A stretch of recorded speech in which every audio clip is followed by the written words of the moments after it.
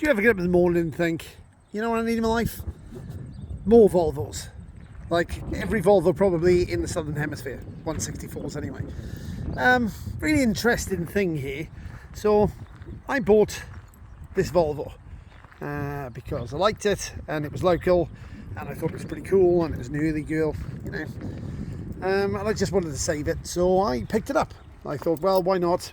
Volvo 164, pretty cool, super rare. Haven't seen one. It's an early girl as well with the smaller backlights, and it's pretty solid. It's not perfect, but it's actually a pretty decent-ish one. And I thought, this is pretty cool. Guy was halfway through converting it to manual, and then he sort of gave up, which is a shame. It's cool, early strip dash. Like, I really dig it. It's got the grille and everything in it, all the bits and pieces. There's a ton of other parts kicking around. There's other bits in the back of it. I've had this for a few years, and I thought, well, I'm not going to fix it like this. I mean, it's missing obviously loads of bits.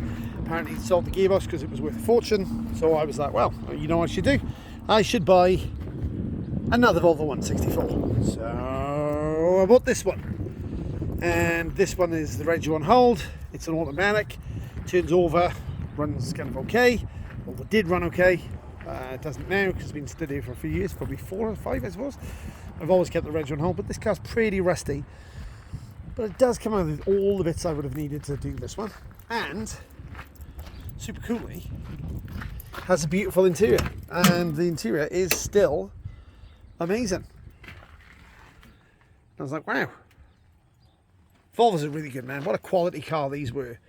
You know, serious quality car these were. I mean, massively expensive, especially here in Australasia. And these were basically built to go against BMW, Jaguar, cars like that, you know. So I was like, well, how cool. Fuel injected too, which is unusual for those days. The B30, I believe this is in here. 3 litre straight 6, based on the Volvo 1 series, but you know, a little different, especially in the front end. I think only the front end is the difference, and the more luxurious interior. Very solid car, lovely to drive. If you haven't ever driven one, like these are fantastic. So anyway, after car number 2, I was like, well, actually, I got offered. Now I had a breeding pair, I think is the word I'm going to look at. Car number 3. So all of a sudden I get offered car number 3, and car number 3, despite looking a bit scabby around here, this car number 3 is bloody good. This is a really solid car. You know, I really thought, well, actually I could just transfer all the bits into this one and it'll be ready to go. It's like quite a good one. It's got a good bonnet. I wanted some bits and pieces. It was reasonably cheap. I was like, it was quite local. Came with a lot of brand spanking new parts in it as well, like a ton of bits and pieces in it. And it's pretty cool, man. I like, yet again, you know, I sort of dig it. Like, I always liked Volvos. Tons of parts and bits and pieces and trim and extras and things in it. So I'm like, yeah, very cool. You know, this has most of the interior. This is exactly the same as the other one. So it's identical. You know, like inside this is the same. Yeah, the interior wasn't very nice, but of course that doesn't matter because I've already got a good interior. It's a brand new windscreen. Brand spanking new fuel tank. I don't know if you can see that in there. Like, amazing. How cool is that? Well, since I had 3 Volvos, and the deal was that if I bought that Volvo, I had to take another Volvo, and by now I'm becoming New Zealand's Volvo 164 specialist, and if anybody's got any more than these, well, let me know, because I'm kind of interested.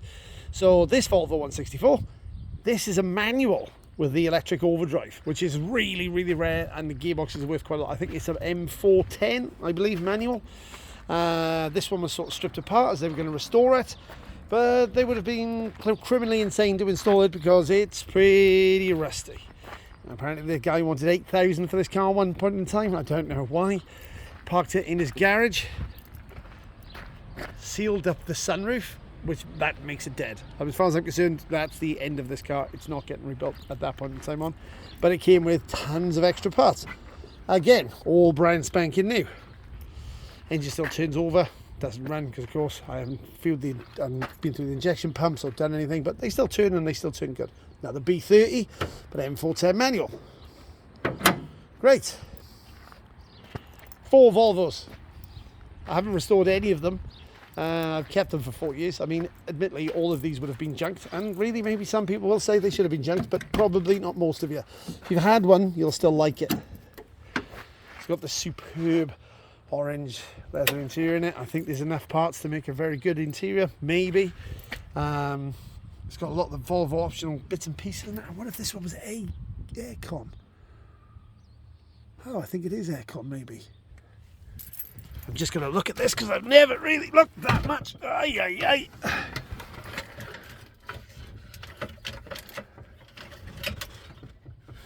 No, probably not AC. It's a shame. What a cool car though. Like, I really dig them. Volvo, I think, means I roll in Swedish. These are absolutely chocked full of good parts. The two white ones are actually savable, and the two middle ones are parts cars. I am going to sell them all because I'm not that kind of guy that keeps cars till they die, or I'm the kind of guy that keeps cars for a while to save them from death. But very pretty colour this was, whoever did this. I think I had a toy one of these as a kid. The gold and the blue were very, very good, very, very high quality paint jobs, you know, like Volvo, right? We used to work in the steel industry back when I was a kid. Volvo and Saab always bought steel to a certain specification, whereas the Japanese would press it to the thinnest they could. But Volvo always had a good, you know, they wanted safe, strong, thick steel basically to last the Scandinavian winters. Now this one's there's two rusty cars here. I'm not really sure what the score is. Maybe they're English imports or something, but these two are fairly rusty. Not finished, but bad enough that you wouldn't restore either of these two. But that one, man, I hope somebody saves these things. Now, I've had these for quite a while. 4 or 5 years, I suppose, I've started bringing them from. You know, I've been out of the country because, you know, family issues. So really, I'm not going to get round to them. But what I really want to happen is I really want someone to make at least one good one out of these. Possibly 2 good ones would be nice. Like this one is remarkably good. There's a little bit of rust stain and stuff, but it's a really easy shop. People restoring Volvos. I imagine that you are in Sweden and Europe and maybe the UK, maybe here, I don't know. But if you need to keep one running, this is the way to go. Now, I'm kind of a little sad really because I really wanted to put one together. Really would have liked to paint it that colour or something a little bit more modern, because I think these are really striking cars and I love them. Especially the thinner bumper versions. The one with the little cow horn bumper in the front is one I like the most. But I like the big bumpers too. I'm not going to lie. I mean, I know they were done for the federal impact standards, or maybe, I think because they had a facelift in 73, which would have put them totally in line with the 5-mile-an-hour federal impact bumpers. And if you don't know what that means, it means you could crash into something at 5 miles an hour without any damage. Volvos were pretty good at doing that anyway, and if you've ever driven one, man, they're acoustically, they're a nice car. Very quiet, comfortable, well built, you know. I had a few of them. I liked them all. Everything, you know, 240 series, 140 series. I had a 122, I think you call them an Amazon, which was a bloody good car, man. I really liked that. Felt like it had a factory roof top when you sat inside it. I really, really liked them. I mean, if you've never tried a Volvo, they're especially cool. Like if they had I had an orange wagon, which I liked immensely. It was just such a great car. I had a load of 740s and 760s. And the T5s are just such a really cool old car. If you look here, you can actually see the sort of the styling differences as they went. See, that's the very pretty early one, followed by the nicer, prettier, like not so brutalist version with the still has the small bumpers, but bigger taillights. And then wallop, here comes the big fat 1973 federal impact bumpers you could just reverse into things. It's got a stainless steel exhaust as well. I don't like to think how much I've spent on these cars because it's a lot. Like, it's a lot of a lot. I had to pick them up from all around the country and bring them here, and I've stored them forever, and I want them now to go to someone who's going to do something with them, because I've probably got some more stuff to do in the UK, sadly, and I've really got to clear out my yard quite a bit. So if you want some Volvos, hit me up. If you want some Volvo spares, hit me up. Ideally, I really want some people to go, I want to build me some Volvos and put these together. If you buy all 4 of them, you are certainly 100% gonna get divorced, and I'm not having that on my conscience. But if you really do decide that you want all 4 Volvos, well, I'll sell them to you, and I might even deliver them, maybe. But I think you'll be better off getting somebody to do them 2 at a time. Give me a ring, pop down, chat to me, tell me your Volvo stories, because I like them anyway. And somebody apparently said these were based on a Ferrari styling at the front, Ferrari Agnelli. I don't know what that was, but I like them. I really do like the spotlights too. Man, there's so many brand new parts for these cars, it's ridiculous. So, well, I don't actually know much more than that, much more about Volvo, but I do like them. I'm probably going to show you some more, and I might even at some point in time get myself a nice 164 to run running, because I did really like them. And man, I've actually really enjoyed having these cars in the yard for a couple of years. It's been so funny to see people coming down and going, really, have you really got 4 Volvos? The answer is yeah. So I want to get down to like 1 or none Volvos, so that would be great. And if you really have a Volvo shaped hole in your life, coming down to King Country Towing, which is definitely the White Cattle's Volvo specialist, and come make me some offers, buy some cars, take them away. Otherwise, I'm going to say this incredibly sadly, these will end up getting crushed. Like, it'll be a really sad moment. I'll part them out, you know, if I have to, and they'll end up going in the crusher. But that's a shame, considering I drove everywhere to save these, and I really think there's got to be some Volvo enthusiasts out there that just want to put some of these back on the road. There's 1, maybe 2 good cars out of this. The gearbox in the blue car, I've probably got a guy who'll buy that if I have to, and squash the rest. But yeah, come on down. New deal used cars, if you know what I'm talking about. That'd be quite funny. All right, so fancy yourself some boxy, good, sexy Swedes from the 70s. Come give us a shout, buddies, and I'll hook you up with some awesome Swedish metal.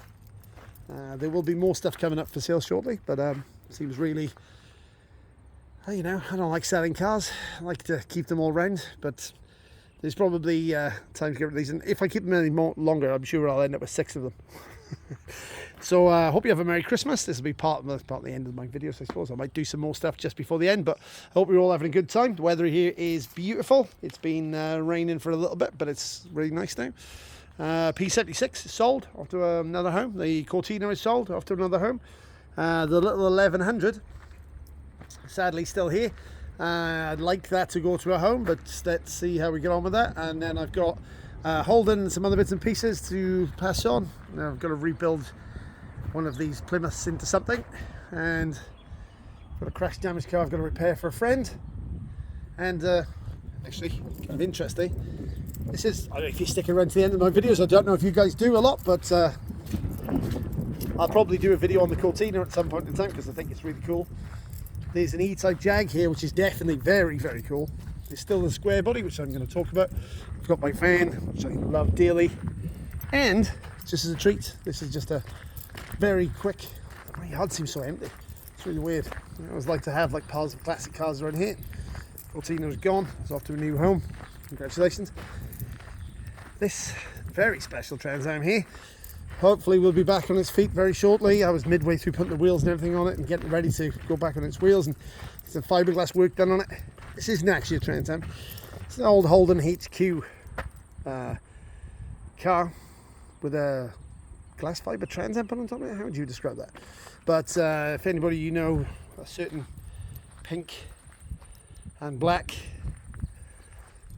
quite famous New Zealand movie car from the old days. Well, this is what remains of it, and partly remains of it. It's the proper grandfather's axe. I'm not going to say this is all of the original car, this is some of it maybe, but we'll do a big story on this shortly. Alright guys, I hope you had a good day.